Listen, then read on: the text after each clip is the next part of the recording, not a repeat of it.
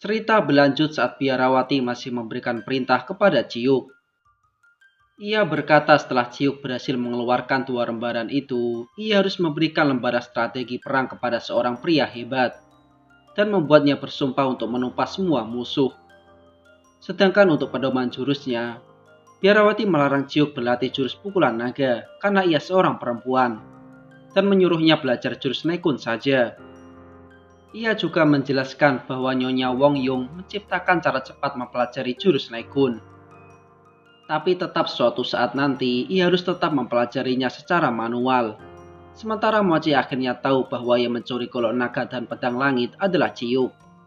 Atas perintah Biarawati kejam, Mochi benar-benar kaget ternyata selama ini Ciuk telah berbohong kepadanya.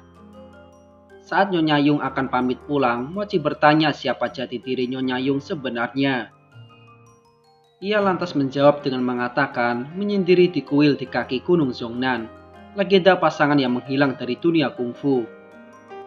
Di tengah kebingungan mereka berdua, Nyonya Yung pun pergi.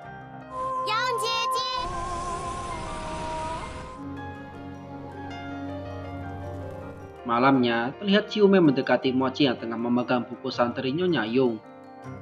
Di mana bungkusan itu ia dapatkan dari Ciuk. Tapi terlihat Mochi tak berani membukanya karena takut ada hal yang bisa merusak ketenangannya. Ciume menduga bahwa Mochi masih mencintai Ciuk dengan menolak membukanya. Ciume mempersilahkan Mochi jika ingin rujuk dan menikahi Ciuk. Mochi lantas memegang tangan Ciume dan berkata hanya dirinya lah yang ia cintai. Seketika Ciume luluh akan gombalan Mochi dan berkata hidup di sampingnya adalah hal terindah yang ia rasakan. Sementara Mochi berharap mempunyai anak dari Ciume yang kelak akan mewarisi kungfunya.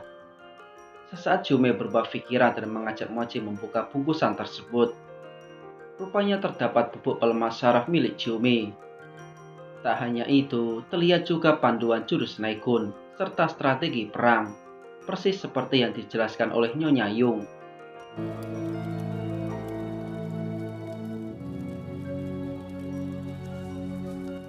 Sekarang jelas sudah bahwa yang meracuni mereka di pulau dulu adalah Ciuk.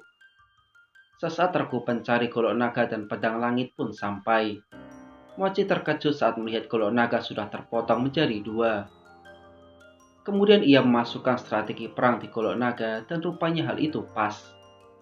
Begitu juga dengan pedang langit. Rupanya kungfu Ciuk bisa meningkat pesat karena dua senjata ini. Tuan Ngan yang pernah menjadi pandai besi meminta persetujuan Mochi untuk memperbaiki dua senjata dunia kungfu tersebut. Setelah disetujui, mulailah proses perbaikan dua senjata tersebut.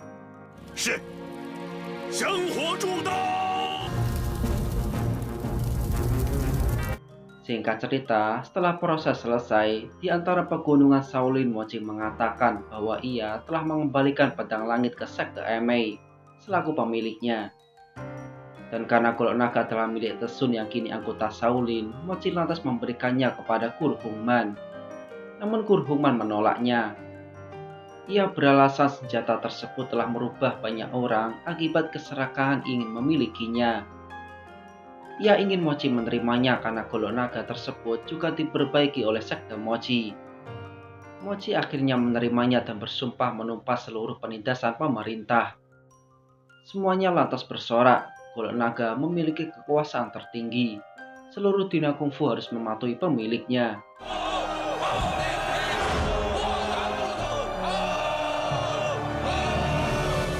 Setelahnya, Mochi dan Ciume iseng memasuki sumur yang pernah digunakan untuk menyekap Tesun. Tapi sesampainya di dalam, mereka berdua malah asik kelonan. Mochi meminta maaf karena selama ini ia telah salah sangka kepada Ciume. Sekalipun dulu ia pernah bersumpah untuk membunuh Ciume, sekali lagi ia tak punya daya saat melihat Ciume. Sesaat Ciume mengibaratkan sumur itu seperti tempat di mana Mochi terperangkap bersama dirinya dulu. Tak menyangka ternyata dari kejadian itu membuat mereka berdua saling jatuh cinta. Hingga saat keduanya akan melakukan percocokan biologis, tiba-tiba saja terdengar suara pertarungan.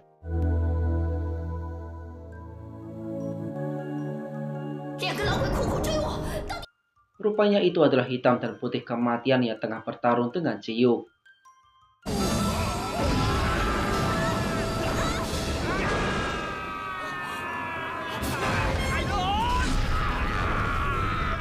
Spontan Mochi datang menghalanginya dan menyelamatkan Ciuk. Saat hitam dan putih kematian bertanya keberadaan Jume, seketika Jume pun keluar dan merasa tersanjung karena ia terus dicari. Mochi lantas menyuruh Jume untuk membawa Ciuk menepi. Sementara ini adalah waktu yang tepat bagi Mochi untuk membalaskan dendamnya kepada hitam putih kematian.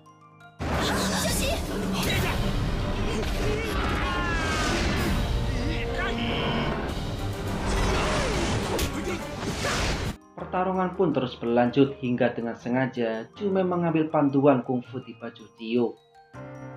Namun kelengan Jume justru dimanfaatkan Ciuk untuk memindahkan racunnya. Hingga saat Ciuk akan membunuh Jume, segera Mochi tak memberikan ampun dengan menyerangnya secara penuh.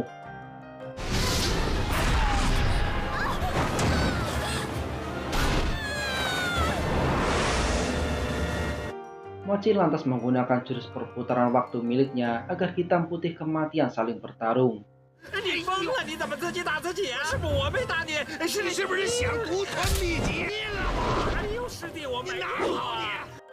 Di tengah hal tersebut, ia segera mengajak Jume pergi untuk mengobatinya.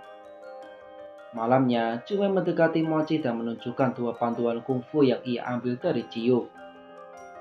Rupanya itu adalah panduan jurus pukulan pembunuh naga dan jurus cakaran hantu.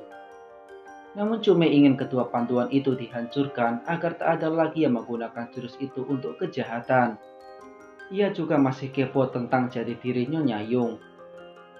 Mochi berinisiatif akan bertanya kepada Guru Chang saat datang ke Wudang nantinya. Saat pagi tiba, terlihat sekte Emei hendak membuang Qingsu segera dihentikan oleh anggota Wudang. Tak ketinggalan sektenya Mochi juga. Di tengah keributan itu, Qingsu malah nyeletuk bertanya apa Mochi sudah mati. Spontan ia pun diledek oleh anggota Emei karena kondisinya saat ini. Lei Ting kemudian menyuruh menjelaskan apa sebenarnya hubungan Qingsu dengan sekte Emei. Akhirnya anggota Emei itu pun menjelaskan bahwa pernikahan Qingsu dan Ciuk adalah bohong. Hal itu dilakukan Ciuk agar bisa membalaskan dendamnya kepada Mochi. Terbukti saat pertemuan sekte, tanda keperawanan di tangan Ciuk masih ada, di mana tanda itu dimiliki seluruh anggota sekte Emei tak terkecuali ketua mereka. Dan tiap tahun akan dicek untuk mengetahui siapa yang sudah tak perawan. Dan Qingsu hanya dimanfaatkan Ciuk untuk dendam pribadinya. 向我掌门人讨教奇妙武功。当日英雄大会到了晚上，大家还是忍不住向。 Setelahnya, terlihat Ciuk ketakutan akibat dikejar hantu. Ia terus berlari hingga bertemu dengan Mochi. Dan dari situlah Mochi tahu tanda keperawanan Ciuk masih orisinil. Dalam ketakutannya itu, Ciuk akhirnya mengakui bahwa dirinya lah yang mencuri golok naga dan pedang langit. Ia juga yang membunuh Yanlei dan meracuni Tesun. Hal itu ia lakukan karena perintah biarawati kejam. Terlihat jelas raut penyesalan di wajah Mochi. Ciuk yang masih ketakutan akhirnya pergi lagi entah kemana. 反正我自己作恶自知，命不长久。 Sementara Mochi tengah mencari Jume yang hilang secara tiba-tiba. Hingga ia pun mengikuti bayang-bayang seorang wanita yang menuntunnya sampai ke kuil Shaolin. Di antara lantunan suci para biksu, Mochi melihat keberadaan Ciuk di situ. Ia menduga Ciuk tengah merenungi semua kesalahannya. Karena banyak nyawa tak berdosa terbunuh karena ulahnya. Rupanya Ciuk tengah mendoakan arwah Yanlei agar tak menghantuinya terus. Hingga tiba-tiba muncul sosok Yanlei dari balik jendela.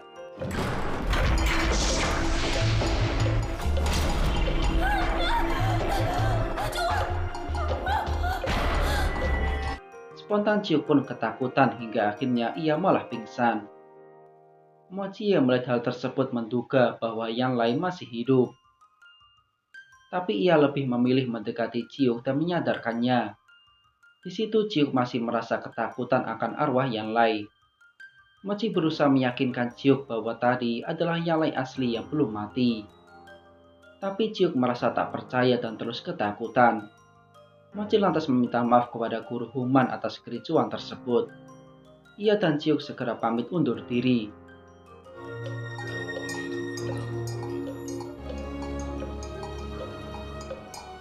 Dengan bergandengan tangan menyusuri sungai, Ciuk kembali mengenang masa lalunya. Jika dulu Guru Chang tak mengantarkannya ke sekte Emei, maka kehidupannya tidak akan seperti ini. Ia juga bertanya kepada Mochi dulu waktu pernikahan, kenapa ia malah pergi begitu saja. Mochi hanya bisa meminta maaf karena situasi saat itu menuntutnya untuk segera pergi menyelamatkan ayah angkatnya. Sesaat Ciuk bertanya kepada Mochi dan menyuruhnya menjawab jujur. Ciuk berkata di dunia ini selain dirinya ada 3 wanita yang mencintai Mochi. Pertama Xiu, kedua Yanlai, dan terakhir adalah Chiume. Tapi kini Xiu dan Yanlai sudah tak berada di sisi Mochi lagi. Ia bertanya antara Chiume dan dirinya siapakah yang akan Mochi pilih sebagai istrinya. Ciuk sebenarnya sudah tahu jawabannya adalah Chiume. Tapi ia ingin mendengar langsung dari mulut Mochi.